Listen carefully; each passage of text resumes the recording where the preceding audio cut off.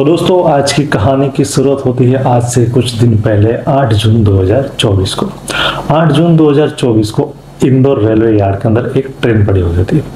अब railway yard वो जगह है जहां पर ट्रेन अपनी जर्नी जब खत्म करके आती है तो कुछ घंटों के लिए वहां पर पड़ी रहती है और उसकी साफ सफाई वहां पर होती है। तो इसी तरह से यहाँ पर रेलवे यार्ड के अंदर एक ट्रेन पड़ी थी जिसका नाम था नागदा महू इंदौर पैसेंजर ट्रेन। तो ये ट्रेन वहां पर पड़ी थी और वहां पे उस ट्रेन के अंदर कुछ सफाई कर्मी आते हैं और ट्रेन के सभी डिब्बों की सफाई करना स्टार्ट करते हैं। ऐसे में एक डिब्बे के अंदर एक सफाई कर्मी को एक कुछ सीट के नीचे उसको एक बोरी जैसा दिखाई देता है।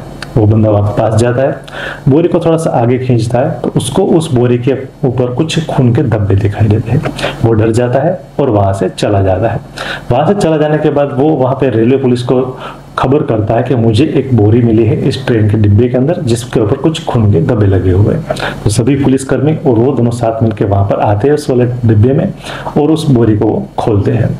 जैसे ही वो बोरी को खोलते हैं वो सभी लोग चौंक जाते हैं। उस बोरी के अंदर एक लाश होती है महिला की। अब जो महिला की जो लाश है उसके ना तो दोनों हाथ है, ना ही पैर है और ना ही उसका सर है, सिर्फ वहां पर धड़ है। अब यहाँ पर पुलिस काफी ज्यादा परेशान होती है क्योंकि उसका सर नहीं है। अब बिना सर के उसकी पहचान कैसे होगी? जब पहचान नहीं होगी तो किस तरह से पता चलेगा कि किसका खून हुआ है? और जहाँ अब खूनी की बात तो अब छोड़ दीजिए क्योंकि खून किसने किया ये तो हम बाद में पता करेंगे। पहले हमको ये पता करना होगा कि इसको मारा मतलब मरने वाला कौन है। अब जब तक मरने वाला कौन है वो पता नहीं चलेगा तो खूनी का भी पता कैसे चलेगा। तो काफी ज्यादा परेशान थे सब लोग। खैर चलो यहाँ पर लाश मिली है तो उन्होंने ये सोचा हो सकता है ट्रेन के दूसरी बोगी में हो सकता है इस लाश के दूसरे टुकड़े भी हो। तो वो पूरी ट्रेन की तलाशी लेते हैं लेकिन वहां पर उनके हाथ में कुछ भी नहीं आता है क्योंकि उसके उस ट्रेन के किसी भी डिब्बे में कोई भी चीज उनको नहीं मिलती है, ना ही कोई सबूत मिलता है और ना ही इस लाश के दूसरे कोई टुकड़े मिलते हैं। खैर इसके बाद वो सारे रिपोर्ट्स तैयार करते हैं और जो लाश मिली थी उसको सरकारी अस्पताल में भेज देते हैं पोस्टमार्टम के लिए। अब यहाँ पर तफ्तीश चालू थी। इसी तरह से 2 दिन बीत जाते हैं। 2 दिन बीतने के बाद 10 जून 2024 को ऋषिकेश रेलवे यार्ड के अंदर, ठीक है, ऋषिकेश और इंदौर इन दोनों के बीच 1100 से 1200 किलोमीटर का फासला है, काफी दूर जगह है। तो ऋषिकेश रेलवे यार्ड के अंदर भी एक ट्रेन पड़ी थी। ट्रेन का नाम था योग नगरी ऋषिकेश एक्सप्रेस। अब योग नगरी ऋषिकेश एक्सप्रेस की भी वहां पर साफ सफाई हो रही थी क्योंकि उसको भी अब दूसरी जर्नी पर जाना है। तो अब यहाँ पर भी एक सफाई कर्मी जब साफ सफाई कर रहा होता है तो उसको भी एक डिब्बे के अंदर सीट के नीचे एक बोरी दिखाई देती है और सीधा वहां से चला जाता है और उसको लगता है कि हो सकता है किसी पैसेंजर का कोई सामान यहाँ पे पड़ा होगा। तो वो रेलवे पुलिस को खबर करता है। रेलवे पुलिस वहां पे आती है, उस बोरी को बाहर निकालती है और उसको भी जैसे खोलते हैं तो उनको भी वहां पर काफी ज्यादा झटका लगता है क्योंकि उनको वहां पर उस बोरी के अंदर 2 हाथ और 2 पैर मिलते हैं। वो समझ जाते हैं कि हो सकता है किसी का खून हुआ है और उस सभी बॉडी पार्ट्स के टुकड़े करने के बाद यहाँ पर 2 हाथ और 2 पैर डाल दिए गए हैं। तो वो अब जैसा वहां पर इंदौर में होता है वैसा भी वो लोग भी करते हैं। ट्रेन की पूरी तलाशी लेते हैं, हो सकता है दूसरे पार्ट्स कहीं से मिल जाए लेकिन वहां पर उनको कुछ भी नहीं मिलता है। खैर कोई बात नहीं। अब यहाँ पर जो बॉडी पार्ट्स मिले हैं तो उसकी भी वो लोग रिपोर्ट तैयार करते हैं और जितने भी पास के रेलवे स्टेशन थे वहां पर एक खबर वो लोग भेज देते हैं कि हमको यहाँ पर इस तरह की एक लाश मिली है जिसमें 2 हाथ और 2 पैर है। तो ये सारी खबर होते होते इंदौर तक पहुंच जाती है। इंदौर जाने के बाद जब ये बात उनको मिलती है कि ऋषिकेश में एक बॉडी मिली है जिसमें 2 हाथ और 2 पैर है, तो ऐसे ही हमें भी 2 दिन पहले एक बॉडी मिली थी जिसके हाथ और पैर गायब थे। तो हो सकता है कि ये जो 2 हाथ और 2 पैर है वो इसी बॉडी के हो। तो वो उस पुलिस स्टेशन में खबर करते हैं ऋषिकेश में कि कहते हैं कि हमको भी इस तरह की एक लाश हमको 2 दिन पहले मिली थी जिसके हाथ और पैर गायब थे। तो हो सकता है दोनों एक के हो गए, तो इसके लिए हम इसको दोनों को मिला के देख लेते हैं। तो दोनों को साथ में लाया जाता है, लेब में ले जाया जाता है और दोनों को साथ में मिला के देखते हैं। तो बिल्कुल सही उन लोगों का अनुमान था कि ये जो 2 हाथ और 2 पैर थे वो इसी बॉडी के थे। लेकिन अभी भी पुलिस वालों के हाथ में कुछ भी नहीं आया था क्योंकि बॉडी की अभी भी सर नहीं मिला था और बिना सर के पहचान होना अभी भी मुश्किल था। लेकिन जब सब पुलिस वाले मिलके बॉडी को पूरा ध्यान से देखते हैं तो जो 2 हाथ थे उसमें से एक हाथ पे एक टैटू बना हुआ था। टैटू कहो या तो फिर 2 नाम लिखे हुए थे और नाम थे मीराबेन गोपाल राय। अब ये सिर्फ यहाँ पर एक ही चीज है, दूसरा कोई भी उनके पास सबूत या फिर क्लू नहीं है कि ये बॉडी किसकी है। अब देखिए यहाँ पर दो अलग अलग ट्रेन के अंदर जब बॉडी मिली है तो सबसे पहले तो ये सोचते हैं कि हो सकता है इन दोनों ट्रेन में एक ही आदमी ने बॉडी के टुकड़े किए होंगे और अलग अलग ट्रेन में डाल दिया होगा। लेकिन जब ये ट्रेन का एक लिस्ट निकालते हैं कि ये ट्रेन कहाँ से आई है, कौन कौन से स्टेशन से आई है, इसका जब लिस्ट निकालते हैं तो यहाँ पर एक चीज आती है कि जो ऋषिकेश एक्सप्रेस है वो इंदौर जाती ही नहीं है, ना तो इंदौर पे वो रुकती है। तो जब ये ट्रेन वहां पर रुकती नहीं है तो उसके अंदर ये जो पार्ट्स थे बॉडी के वो किस तरह से आए। तो उन्होंने सोचा ये चीज ये हो सकती है कि ये जो खून है वो इंदौर में नहीं हुआ है, किसी और जगह पे हुआ है और वहां पे दोनों ट्रेन के अलग अलग जगह पे, और वहां से जहां से ये खून हुआ है वहां से ये दोनों बॉडी पार्ट्स को दोनों अलग अलग ट्रेन के अंदर डाला गया है। तो दोनों ट्रेन के एक लिस्ट निकाली जाती है कि दोनों ट्रेन कौन कौन से स्टेशन पे रुकी है और कौन कौन सा स्टेशन ऐसा है जहां पर दोनों ट्रेन रुकी हुई थी। तो ऐसे में एक स्टेशन आता है जो है उज्जैन में ये दोनों ट्रेन रुकी हुई थी और वहां पर दोनों ट्रेन वहां पे होल्ड भी करती है। तो हो सकता है कि उज्जैन में ही ये जो बॉडी के जो पार्ट्स है वो अलग अलग इस तरह से डाले गए हो।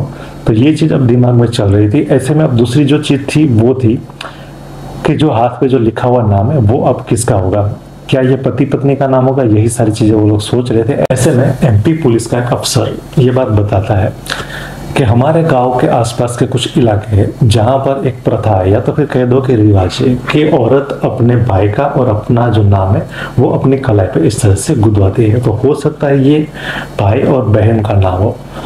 तो जब बड़े अफसर को ये इस बात का पता चलता है तो वो कहता है तो ठीक है, जितने भी ऐसे इलाके हैं जहाँ पर इस तरह से नाम गुदवाने की जो प्रथा चलती है आप उस गांव में जाइए और गांव में जाने के बाद आप तफ्तीश कीजिए कि क्या कोई औरत वहां से गायब है या तो फिर गुमशुदा है। ठीक है, इस बात की आप तफ्तीश कीजिए। तो जो सारे पुलिस की जो टीम होती है वो उस वाले इलाके में जाती है, ढूंढते ढूंढते वो एमपी और गुजरात की बॉर्डर तक आ जाती है और वहां पर उसको कुछ इलाके और कुछ गाँव होते हैं जो एमपी और गुजरात की जो बॉर्डर है वहां पर कुछ गांव और कुछ ऐसे इलाके उनको मिलते हैं जहां पर ये प्रथा है कि वहां पे जितनी भी औरत है लगभग सभी औरत अपने हाथ पे इस तरह से अपना और अपने भाई का नाम गुदवाती है।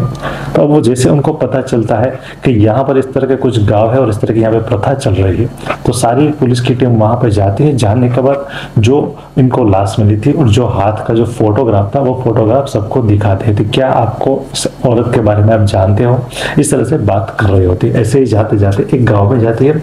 उस गांव में वहां पर उनको एक शख्स मिल जाता है जो कहता है कि आज से कुछ दिन पहले मेरी जो बीवी है मुझसे झगड़ा करके चली गई है और ये फोटो जो आप मुझे दिखा रहे हैं ये उसी के हाथ की फोटो है। खैर वो अपनी पूरी बात बताता है कि आज से कुछ दिन पहले मतलब कि 6 जून को मेरी और मेरी बीवी का झगड़ा हुआ था। झगड़ा होने के बाद मेरी बीवी मुझसे रूठ के कहीं चली गई थी। मुझे लगा कुछ देर के बाद वो वापस आ जाएगी, लेकिन वो 24 घंटे होने पर भी वापस नहीं आई थी। तो मैंने इसकी रिपोर्ट भी पुलिस थाने में दर्ज करवाई थी। अब जो पुलिस की जो टीम होती है वो पुलिस थाने पे जाती है और वहां से वो पूरा क्रॉस चेक करती है कि क्या जो बंदा जो बोल रहा है वो सही बोल रहा है या नहीं बोल रहा है। तो वहां पर उनको वो जो उसने रिपोर्ट लिखवाई थी वो रिपोर्ट भी उसको मिल जाती है और पुलिस से उनको जानकारी भी मिलती है कि वो बंदा एकदम सही है और ये 6 जून के बाद कहीं पे बाहर गया भी नहीं है, गांव के अंदर ही है। तो इसका मतलब ये था कि अब पुलिस को पूरा उस पर यकीन हो गया था कि ये बंदा एकदम सही बोल रहा है और उसकी जो बीवी है झगड़ा करने के बाद कहीं पर चली गई थी। इसके बाद पुलिस को उसकी बेटी भी मिलती है। तो बेटी से जब वो बातचीत करते हैं तो बेटी से उनको सुनने को मिलता है कि जब उसका और उसके पापा का झगड़ा हुआ था मम्मी पापा का, तो मम्मी उसको बोल के गई थी मैं अब मथुरा जा रही हूँ और मथुरा जाने से पहले मैं उज्जैन में रुकूंगी, वहां पर महाकालेश्वर का मैं दर्शन करूंगी, उसके बाद मैं मथुरा जाऊंगी। तो यहाँ से पुलिस को एक और बात मिलती है वो है उज्जैन की। तो अब यहाँ पर जो 2 ट्रेन का जो लिंक था वो भी उज्जैन में ही मिल रहा था और यहाँ पर इस लड़की से भी उज्जैन की बात निकलती है। तो अब पुलिस को पूरा यकीन हो जाता है कि अब जो है हमें उज्जैन से इसका कोई ना कोई सबूत जरूर से मिलेगा, हमको उज्जैन जाके तफ्तीश करनी चाहिए। तो पुलिस की जो टीम है वो उज्जैन चली जाती है। उज्जैन जाने के बाद वहां से 6 और 7 जून के पूरे सीसीटीवी वो चेक करते हैं। अब जैसे चेक करते हैं तो वहां पर उनको 7 जून को मीराबेन दिखाई देती है। अब इस वाले जो सीसीटीवी कैमरा में जब वहां पर कैद होती है तो वहां पर मीराबेन अकेली उनको नहीं दिखाई देती, वहां पर उसके साथ उसको एक शख्स भी दिखाई देता है। अब उसके बाद वो दूसरे और भी सीसीटीवी कैमरा चेक करते हैं कि वो यहाँ से निकलने के बाद कहाँ गए हैं, लेकिन वहां पर उसके हाथ में कुछ भी नहीं आता है, क्योंकि वो दोनों सिर्फ एक ही सीसीटीवी कैमरा में कैद हुए थे, उसके बाद दूसरे किसी भी कैमरा में वो दिखाई नहीं देते हैं।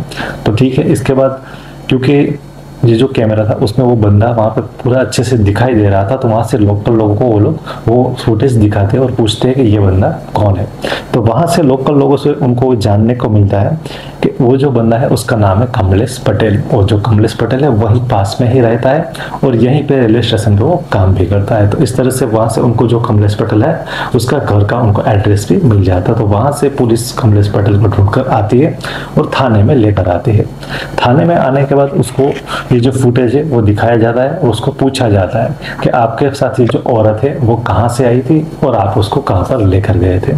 तो कमलेश पटेल उनको बताता है कि मुझे इस औरत के बारे में ज़्यादा कुछ जानकारी नहीं है, लेकिन जिस दिन वो आई थी उस दिन उसने मुझसे एक पता पूछा था, तो मैंने उस एड्रेस के बारे में उसको बताया था। उसके बाद मैं उसको थोड़ा सा आगे लेकर आने के बाद मैंने उसको रास्ता दिखाया था। उसके बाद वो अपने रास्ते चली गई थी और मैं अपने रास्ते चले गया था। उसके बाद क्या हुआ मुझे कुछ भी पता नहीं है। खैर, इसके बाद क्योंकि पुलिस के पास इसके खिलाफ और कोई सबूत नहीं था, इसकी वजह से उसको कमलेश पटेल को वो लोग जाने देते हैं। लेकिन क्योंकि उनके पास दूसरा कोई भी सबूत नहीं होने की वजह से और सिर्फ एक ही फुटेज में वो इसके साथ दिखाई देती, इसलिए उनको ये लगता है कि हो सकता है ये झूठ बोल रहा हो और हमें इसके घर पे जाके कुछ तलाश करनी चाहिए, शायद कुछ ना कुछ सबूत हमको जरूर से मिल जाएगा। तो वो लोग कमलेश पटेल के घर पर जाते हैं। अब जब घर पर जाते हैं तो वहां पर वो सारी चीजों को देखते हैं, उसके घर का अच्छे से तलाशी लेते हैं, लेकिन वहां पर कोई भी ऐसा सबूत या तो कोई भी ऐसा सामान भी नहीं मिलता है जो कि मीराबेन का हो। तो खैर यहाँ पे पुलिस फिर से निराश होती है और वहां से आगे जा ही रही होती है। जैसे वो घर से बाहर निकलते तो वहां पर एक औरत बैठी हुई होती है। तो वो कमलेश पटेल को पूछते हैं कि ये जो औरत है वो कौन है। तो कमलेश पटेल उनको बताता है कि ये मेरी बीवी है। पुलिस उसके पास जाती है और उसको भी ये जो मीराबेन थी उसकी तस्वीर दिखाते हैं और पूछते हैं कि क्या आप इस औरत को जानते हो या तो फिर कभी यहाँ पे आई थी। तो वो जो औरत होती है वो मुख बधिर होती है। मुख बधिर मतलब कि ना तो वो कुछ बोल सकती है और ना ही वो सुन सकती है। तो ऐसे में वो कुछ बताने की कोशिश जरूर से करती है, कुछ इशारे करती है, लेकिन पुलिस की समझ में नहीं आता है। लेकिन पुलिस जरूर से जान जाती है कि ये कुछ ना कुछ हमको बताने की कोशिश कर रही है और जो हम समझ नहीं पा रहे हैं। तो उन पुलिस वालों के बीच में एक अफसर था, वो बोलता है कि अब हमें यहाँ पर एक एक्सपर्ट को लाना चाहिए जो इस तरह के जो इशारों में बात करते हैं उसकी बातें समझ सकता हो और उसकी बातों को बोल सकता हो या तो फिर उसको अच्छे से बात कर सकता हो। तो वो इस तरह के एक्सपर्ट को ढूंढते हैं, आसपास के इलाके में खबर करते हैं कोई अगर ऐसा है जो मुख बधिर की बात को समझ सकता है, ऐसा कोई भी हो तो हमें वो मदद करे। ऐसे में वहाँ पर एक ऑर्गेनाइजेशन उनको मिल जाता है जिसमें एक सोशल वर्कर होता है, वो इस तरह की बातों के समझने और सुनने में माहिर होता है। उसको वो वहाँ पर उसके पुलिस के पास आता है और कहता है मैं आपकी मदद जरूर से करूँगा। वो वहाँ पर आता है। आने के बाद पुलिस के जो कुछ भी सवाल थे वो सवाल वो लिखकर उस आदमी को देते हैं। देने के बाद वो जो मुख बधिर की बातें सुनने और समझने जो एक्सपर्ट था वो उसकी कमलेश पटेल की बीवी के पास जाता है और जाने के बाद जो भी सवाल पुलिस ने वहाँ पर लिखे दिए हुए थे वो सभी सवाल वो उस औरत को पूछता है। जो जैसे वो सवाल पूछता है वो सारे सवालों के जवाब उसकी जो बीवी होती है वो इशारों में देती है, क्योंकि वो ये एक्सपर्ट था, सारी बातें समझ जाता है और दोनों के बीच में काफ़ी टाइम तक बातचीत भी होती रहती है। सारी बातें होने के बाद वो काफ़ी ज़्यादा परेशान होता है और काफ़ी ज़्यादा चौंका हुआ भी होता है। पुलिस वालों के पास वो आता है। आने के बाद जो भी उसकी बीवी ने बताया था, कमलेश पटेल की बीवी ने जो भी कुछ बताया था वो सारी बातें वो पुलिस को बताता है। तो सबसे पहले वो बताता है कि इसकी बीवी का कहना है कि 7 जून को कमलेश पटेल मीराबेन को लेकर अपने घर पर आया था। आने के बाद सभी लोगों ने खाना खाया था। खाना खाने के बाद मीराबेन जो है काफ़ी ज़्यादा थकी हुई थी तो वो सो गई थी। सोने के बाद दूसरे दिन वो उठी थी। उठने के बाद मैंने फिर से चाय नाश्ता बनाया था। जो कमलेश पटेल की बीवी थी उसका कहना है कि उसने चाय नाश्ता बनाया था। बनाने के बाद वो घर से बाहर चली गई थी। उसके बाद क्योंकि वो कुछ काम करती थी वहाँ से वो बाहर चली गई थी। उसके बाद वो दोपहर को लौट कर वापस आती है। जब वो वापस आती है तो वो देखती है कि कमलेश पटेल एक रूम के अंदर है और वहाँ पर कुछ चीज़ काट रहा है। तो वो उस रूम में जाती है और जैसे वो देखती है वो बहुत ही ज़्यादा चौंक जाती है, क्योंकि वहाँ पर वो जो मीरा बहन थी जो एक दिन पहले उसके घर पे आ रही थी, उसके वो टुकड़े कर रहा था एक धारदार हथियार से, या तो फिर धारदार चाकू था, शायद जो मांस काटने वाला बड़ा जो चाकू होता था वही चाकू था, और उससे वो मीरा बहन के टुकड़े टुकड़े कर रहा था, वो भी इसके सामने। अब जब उसने इसका जो विरोध किया तो उसने इसको भी मारने की धमकी दी, तो ये फिर कुछ बोली नहीं और वहां से चली गई। क्योंकि ये गूंगी और बहरी थी तो किसी को कुछ बता भी नहीं सकती थी, वो सिर्फ एक जगह पे जाके बैठ गई, और काफ़ी ज़्यादा उसको आघात भी लगा था क्योंकि वो जो है इसके सामने है इसके टुकड़े कर रहा था। खैर इसके बाद उसका पति बाहर जाता है और फिर 2 पॉलीथीन लेके आता है। 2 पॉलीथीन लाने के बाद उस जो शरीर था उसके अलग अलग पॉलीथीन में सभी टुकड़ों को भर लेता है और फिर वो वहाँ से चला जाता है। उसके बाद थोड़ी देर बाद फिर से उसका पति वापस आता है और फिर जो खून के धब्बे थे उसको साफ करता है और फिर वो घर से बाहर चला जाता है। ये बात सारी बातें ये जो मूक बधिर औरत थी उसने बताई थी, और यही सारी बात वो जो एक्सपर्ट आया था उसने पुलिस वालों को बताई। पुलिस वालों को जैसे इस बात का पता चला वो तुरंत ही कमलेश पटेल को दबोच लेते हैं और गिरफ्तार कर लेते हैं। उसके बाद उससे पूछते हैं कि अब सारी कहानी आप ही बता दो कि आखिर इसके बाद क्या हुआ था और आपने इसका खून क्यों किया। अब कमलेश पटेल क्योंकि सब जगह से फंस चुका था और उसकी बीवी ने इसकी गवाही भी दे दी थी, तो वो अब सारी सच्चाई बता देता है। कमलेश पटेल का कहना होता है कि 7 जून को मीराबेन जब रेलवे स्टेशन पर उतरी थी तो काफ़ी ज़्यादा परेशान थी। वो मुझसे पूछने को आई थी कि यहाँ से मथुरा की ट्रेन मुझे कब मिलेगी। तो मैंने जब उनको देखा तो मैं काफ़ी ज़्यादा बहक गया था और मेरी जो अंदर का जो हैवान है वो जाग उठा था, और मैंने उनको ये बताया कि जो ट्रेन है वो चली गई है, वो अब आज नहीं आएगी, कल आएगी, तो आज की रात आप मेरे घर पे रह लीजिए। ऐसा कह के मैं उनको अपने साथ लेकर गया था और उसके बाद अपने घर पे मैं लाया था। लाने के बाद हमने रात को नाश्ता किया था, उसके बाद वो सो गई थी और फिर सुबह उठने के बाद फिर से हम लोगों ने नाश्ता किया था। इस बार सुबह के टाइम पे जब वो चाय पी रही थी तो उस चाय में मैंने पहले से कुछ नशीली दवाई मैंने डाल दी थी, और नशीली दवाई वाली चाय पीने के बाद जैसे उसको कुछ बेहोशी सा महसूस होने लगा था तो मैंने उनके साथ ज़बरदस्ती रेप करने की कोशिश की थी। लेकिन क्योंकि अभी उसका जो दवाई का था नशा पूरा अभी तक नहीं हुआ था और थोड़ी सी अभी होश में थी, तो उसने उसका विरोध किया था। तो जैसे मीरा बहन ने इसका विरोध किया तो वहाँ पे पास में एक नट बोल्ट टाइट करने का जो पाना रहता वह बहुत ही बड़ी साइज में पाना पड़ा हुआ था, तो वो पाना उठा के उसके सर पे इसने मार दिया था। और जैसे इसने उसके सर पे ये मारा था तो वो बेहोश हो गई थी। मुझे ये लगा था कि शायद वो मर चुके हैं, कमलेश पटेल का ये कहना था।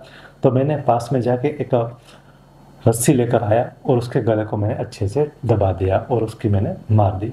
तो जैसे वो मर गई उसके बाद मैं वहाँ से बाहर गया। बाहर जाने के बाद जो मांस काटने का जो बड़ा चाकू आता है वो मैं लेके आया, और लाने के बाद इसके शरीर के मैंने टुकड़े कर दिए।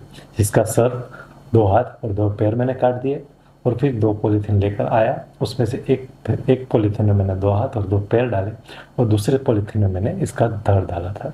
इसके बाद मैं रेलवे स्टेशन पे आ गया था। रेलवे स्टेशन पे आने के बाद मैंने दोनों बोरी को एक जगह पे रखी और अब मैं यहाँ पे देख रहा था कौन सी ट्रेन है जो यहाँ से अभी जाने वाली है। तो ऐसे में मुझे सबसे पहले मुझे नागदा महू इंदौर ट्रेन मिलती है, तो मैं उस ट्रेन में ये चीज़ डालने जा रहा होता हूँ। वहाँ पर जाने के बाद एक डिब्बे के अंदर मैंने एक बोरी को रख दिया और उसके बाद दूसरी जो बोरी थी वो मैंने बाहर रखी हुई थी। तो मैं जब जिस ट्रेन से उतर कर जैसे मैं बाहर गया वो दूसरी बोरी लेने के लिए, ऐसे में ट्रेन चल पड़ी थी। अब जैसे ट्रेन चल पड़ी तो मैं काफ़ी ज़्यादा घबरा गया था क्योंकि मैंने आधी बोरी तो मैंने वहाँ पर डाल दी थी लेकिन आधी बोरी अभी मेरे पास पड़ी थी। ऐसे में मुझे वहाँ पर एक और ट्रेन दिख जाती है जो कि ऋषिकेश वाली ट्रेन थी, तो उस ट्रेन में मैं चढ़ जाता हूँ और वो भी बिल्कुल चलने की तैयारी में ही थी। तो वहाँ पर भी एक डिब्बे के अंदर मैं दूसरी थैली को भी मैं डाल देता हूँ। ऐसे ही मैंने दोनों अलग अलग ट्रेन में ये चीज़ डाली थी। ये चीज़ मैंने जानबूझकर नहीं डाली थी क्योंकि एक ट्रेन चल पड़ी थी और दूसरा बोरी मेरे पास रह गई थी, तो इस वजह से अब उसको मुझे कहीं ना कहीं तो डालना था, इसलिए मैंने दूसरी वाली ट्रेन में ये चीज़ मैंने डाल दी थी। तो इस तरह से ये जो खून का जो मिस्ट्री थी वो सुलझ जाती है और इसका कातिल पकड़ा जाता है। तो आज ये थी आज की कहानी। उम्मीद करता हूँ आप सभी को आज का ये वीडियो पसंद आया होगा। वीडियो अगर पसंद आया तो लाइक ज़रूर से करेगा और चैनल पर नए हो तो सब्सक्राइब भी जरूर कर लीजिएगा। कहानी कैसी लगी हमें कमेंट करके भी ज़रूर बताइएगा। मिलते हैं अगली वीडियो में।